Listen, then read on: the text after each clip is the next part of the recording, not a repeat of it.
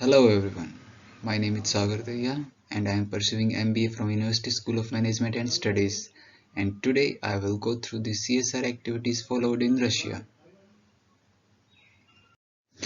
Okay, let's start with the definition of corporate social responsibilities. CSR is a gesture of showing the company's concern and commitment towards society's sustainability and development. CSR is the ethical behavior of a company towards society. Corporate social responsibility is a management concept whereby companies integrate social and environmental concern in their business operations and interactions with their stakeholders. Now let's have a look at the Russian perspective of CSR activities.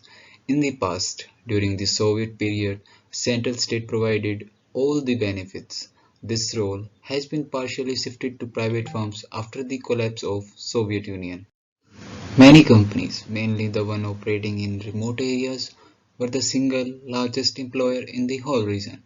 As a consequence, they were compelled to take care of some social functions too. Most of the oil companies of Siberian regions were considered like founding fathers of social towns, as they provided all the main social services like school, roads, kindergartens, hospitals, theaters, and more. The companies in Russia nowadays are following five distinct types of CSR activities. First of them is market driven. Second, Soviet legacy. Third, transition legacy. Fourth, coerced.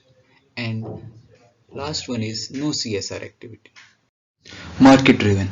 CSR most closely reflecting Western descriptions of CSR, namely that which was driven by commercial concerns and went beyond compliance and was undertaken voluntarily is called market driven CSR activities. Approximately 25% of the firms in Russia are engaged in market-driven CSR activities and focus exclusively on the adoption of codified CSR policies and registration with the International Environmental Standard ISO 14001. Let's move to the next point, Soviet legacy or philanthropy. About 40% of the firms in Russia found to be engaged in activity that could be described as charitable or benevolent. Some engaged in this activity on an ad hoc basis. They try to sponsor as many as local charities as they can. People and organizations in local population come to them all the time and ask them for some philanthropic support. When they can, they are happy to oblige, be it ad hoc or structured.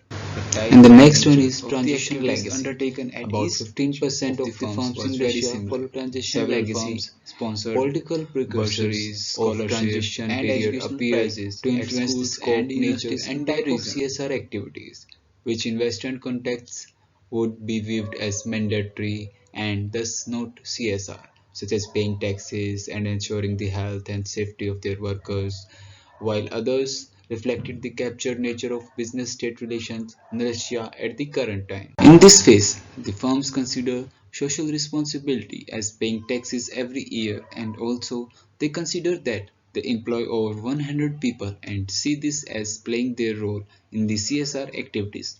They provide for the welfare of large number of people by paying large amounts into the city through taxation every year.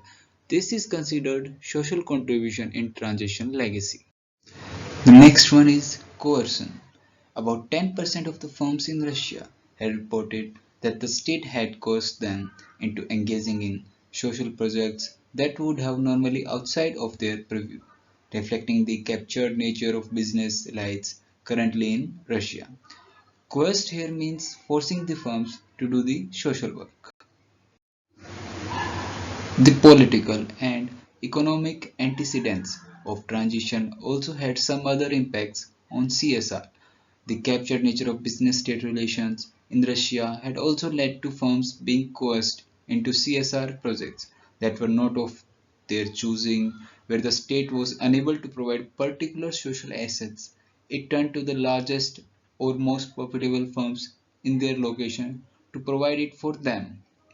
For example, sometimes the authorities set up social projects such as building a new sports center or nursery, and then the authorities seek to attract sponsors for the financing of these projects. If their own finances fall short, of course, they turn to the large local companies.